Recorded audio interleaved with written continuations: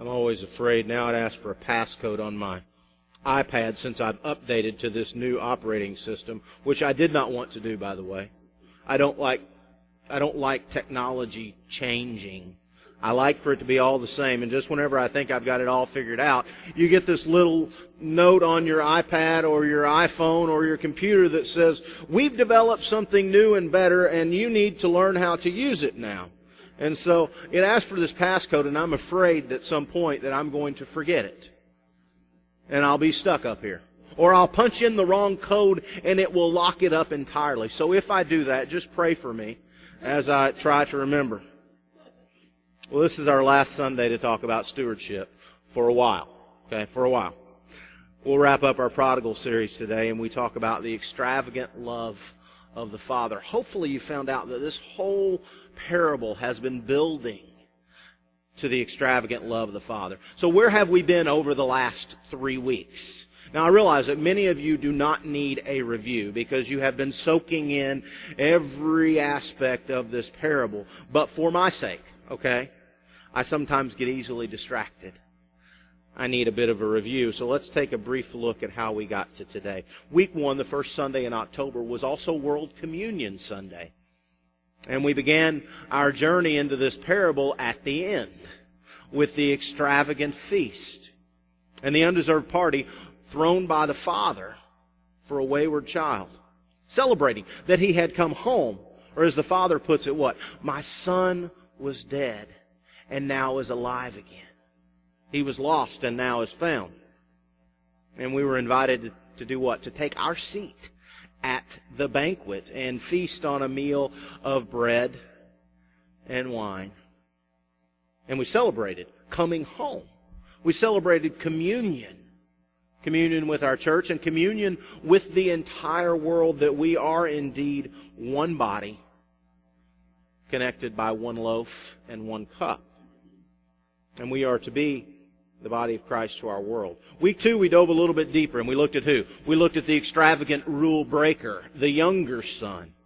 Many of you, me included, identify all too well with the younger son.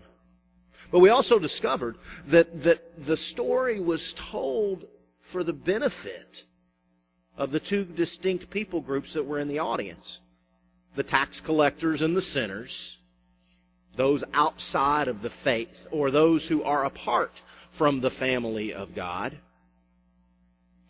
And then the Pharisees and the teachers of the law, those who are inside the faith, or already a part of the family of God. We talked about how these two people groups live their lives in contrast to one another. And they are clearly represented by the two sons in the story. So the younger brother, week 2, wanted his father to do what? To rip his life apart, selling off 1/3 of all that he owned so that the son, the younger son, could have his share, 1/3 of the estate. We learned that he took it. He did what? He left. He wasted it. And then he crawled back home with a plan, right? He would beg for the father's forgiveness. And he would spend the rest of his life trying to pay the father back, not as a son, but as a servant. Last week, week 3, we took an in-depth look at who? The elder brother. And many of us associated ourselves with that elder brother, who, by this point in the story, everyone listening, and we discover the elder brother represents the Pharisees and the teachers of the law, right? The good church people, those inside the family of God. They're the elder brother in this parable. And we talked about how when the father divided his estate, and 2/3 was all that was left, that lion's share would have gone to the elder brother. But the older son's true heart is revealed in the story when? When he refuses to go into the party at the end of the story. And he says, all these years I have slaved away for you. I did it all for you, Dad. And you never even gave me a young goat to celebrate with my friends. But when this son of yours comes home, you kill the fattened calf for him? He'd kept all the rules not because he loved his father. See, he deserved his share of the estate. Why? Because he had earned it. He had earned it. He knew that everything the father had now belonged to him, but he also knew that he was tasked with keeping the family together with this lion's share of the estate, and he should have gone after his younger brother. This week, we're talking about the extravagant love of the Father. And we encounter, as we had throughout the story, the third character in the story, right? The Father, who we all know represents God, our Father. So there was a man who had two sons. They both wished their father was dead because they weren't interested in the father, wanted nothing to do with him. They only wanted the father's things. They only wanted the benefits of being in the family. They didn't actually want any responsibility or the sacrifice of being in the family. They enjoyed the father's things and the father's love, but they did not reciprocate. Now, before I dig in really deep, let me throw a few things on the table. Complete disclosure here. I would love to tell you that I am intelligent enough to have come up with this whole idea on my own. Okay? This whole explanation and this unique perspective of this parable. I wish I was, but clearly I am not. Like you, I am merely a student. I'm a fellow traveler on our journey of faith. So if you like this interpretation, there's a book by Timothy Keller called The Prodigal God. You can find it on Amazon or Barnes & Noble or Christian Books or a few of those other things. It'll cost you $7 to $10, and it's a wonderful book. It's a real easy read. It's quick. Also, they have study guides, and you can look up on YouTube. There's teachings, and he does it much better than I can. So this is not my own doing, if you like this interpretation. I would love to take credit, but I'm just not quite that smart. Second, at the conclusion of the service, we are going to celebrate. I'm going to put a basket down here, and we're going to put our 2014 prodigal cards in the basket as we give back to God and celebrate the extravagant love of the Father. Okay? The church, any church, Hillside Church, your church, we operate on a budget. And we are dependent on the generosity of God through His people. So that we can do what? So that we can participate in the ministry of God in our church, in our surrounding communities, in Princeton, and beyond that. And this series was not designed to manipulate your emotions or craft it in such a way so that we can get you to give more of your hard-earned resources. I just want to point you to the Father. That's it. Point you to the Father, and your giving and your commitment at the end is strictly between you and God to Hillside Church. And it is a response, okay? And it's through your actions that two things happen, okay? If you practice the spiritual disciplines on the back of this card, you know, they say, and I'd love to tell you I'd memorized everything on this card, but I'm not quite that smart either. But it talks about how you can pray, how you can seek God through Bible reading, how you will participate in weekly worship services. You'll serve by giving your time and your talent. You'll release some of your hard-earned resources back to God through sacrificial living. If you do those things, I can promise you, if your motive is pure, you will get closer to God. It will be a natural thing. And second, by committing to seeking, serving, loving God and others, these are all tangible expressions. It gives our faith legs. This is how we truly become the hands and feet of God in this world. And people may not know God the Father, but through the living out of your faith and my faith, we'll point them toward the extravagant love of the Father. We will show them what? The way home. So there's a man who had two sons. He divided his property between them, 1/3 to the younger son, and as was the custom, 2/3 to the eldest son. The younger son took his share, he left, blew it, and returns home. Now looking at this part of the story, we often miss a few key details. One, because we're not really familiar with Middle Eastern culture. And two, because we often get so caught up in the uncharacteristic response of the father.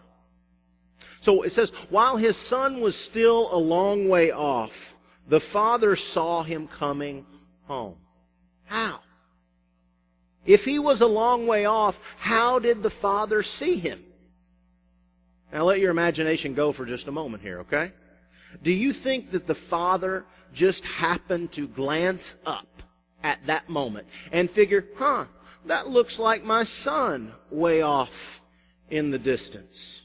There's a figure that caught his eye and he just happened to think, wonder if that could be my son.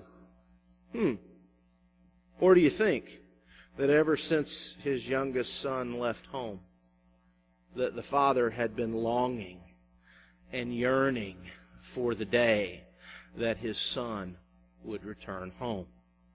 Do you think the father had been watching, staring off into the distance, day in and day out, hoping that the next person that came into view, would be his son returning home? Because without his son, the father's life was incomplete. His family was not whole because one of his children was absent. And see, that's how it is with God. God longs for His children. He longs for His people, His sons and His daughters, to return home. The father seeing the son off in the distance was not happenstance. It was not a coincidence. The father was at home longing and waiting. And the next thing we notice is the father does what? He runs out to the son. He runs out to the son. Now, in Middle Eastern culture, patriarchs did not run. Okay? Children may have ran and played. Women may have trotted and run, but patriarchs did not run. Not well-respected, upstanding, influential father figures. They did not run. They walked upright. Their dignity required it. People followed them. They did not run. And so in order for this father to run, he would have had to do what? Pick up his robe and take off at a sprint. It says he ran to his son. This loving father threw the rule book out the window because he could not wait to get his arms around his son. He didn't wait for his son to saunter in. He ran out to meet him. And it says he fell upon his neck. It says he wrapped his arms around him. He kissed his son. Why? Because he said, this son of mine was dead and now he's alive again. Don't miss the heartfelt, unquenchable love that the father had for his son. For both of his sons. And with his actions, the father restores his son to the family. The son didn't earn it, and he didn't deserve it. But because of the grace and mercy of the father, this wayward son was returned into the family, not as a servant, but as a son. And the party, the feast, the celebration spoke about who the father was, not about the sins of the son. And the elaborate feast cost the younger son nothing. But we learn what? The elder brother is not happy. Why? Because the party's at his expense. If he has 2/3 of the estate and that's all that is left, it all belongs to him when his father passes away. He's footing the bill for the party. So he refuses to do what? He won't even acknowledge this younger brother of his is in his family. He says, this son of yours, he's not my brother, he's your son. He comes home. This wasn't his brother. This younger brother had not earned his way back into the family. See, the older brother had done what? He had earned his inheritance, right? He kept all the rules. And this younger son should have to make restitution to the older brother. Should have to pay back all that he had wasted. that's not how it is with the family of God, is it? Our salvation, God's grace and mercy, cannot be earned. You cannot earn a free gift. God's love is lavished on His children. Oh, it's very expensive. But it cost us nothing. See, the story ends without resolution, right? The elder brother is outside of the party, refusing to join the family. What happens? How does it end? Don't miss the fact that the father goes out to both of his sons. Don't miss the fact that the father is outside of the party as well at the end of the story, pleading with his eldest son. Return to the family. Why? My family's not complete without you too. Father's trying to explain to him, everything I have is yours, but you didn't earn it. Just like the younger son, the grace and mercy and love of the father was freely given. The elder son was not a son because he had earned it. So what happens? Maybe that's the point of the whole story. We're supposed to write the ending. And where do you see yourself in the story? Are you the younger brother who's broken all the rules, trying to express your independence by showing that you have no need of the father and no need to be a part of the family, and you will break all the rules in an effort to break free from the father? Or are you an older brother who's been faithful for all these years, and you thought you had earned your place in the family of God, that you deserve your status because you kept all the rules, but in actuality you don't want anything to do with the father? And you sure don't want to be a part of a family that welcomes reckless younger brothers home.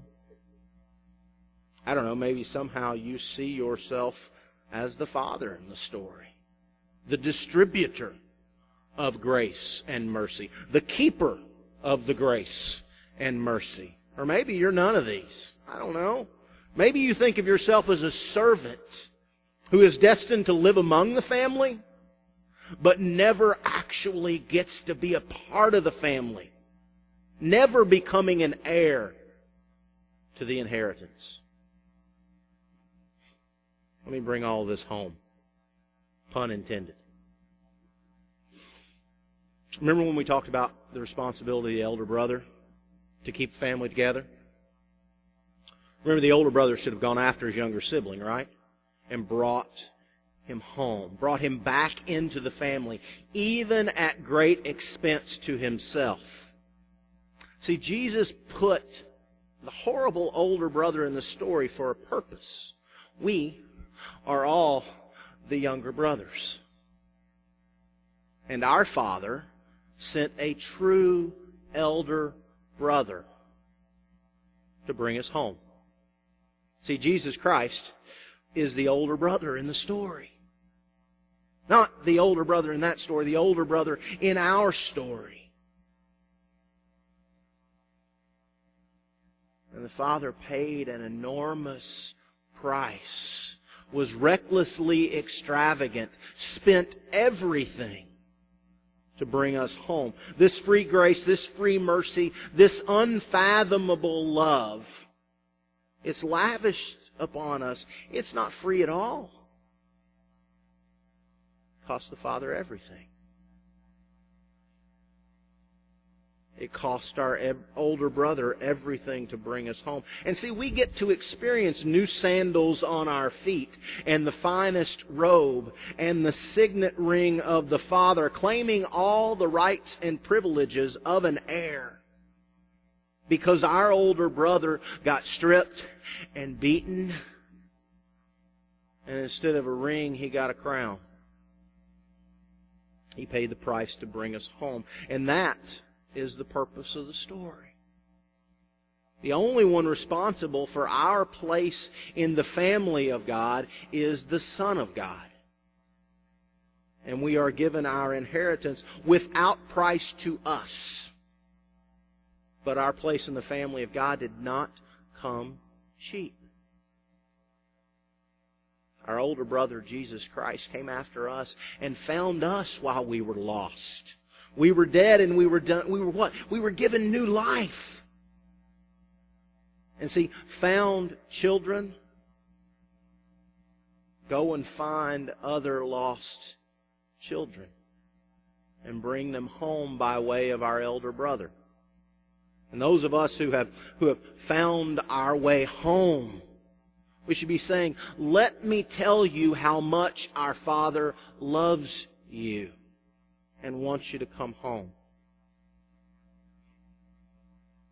Thanks be to God that He could love even a sinner like me.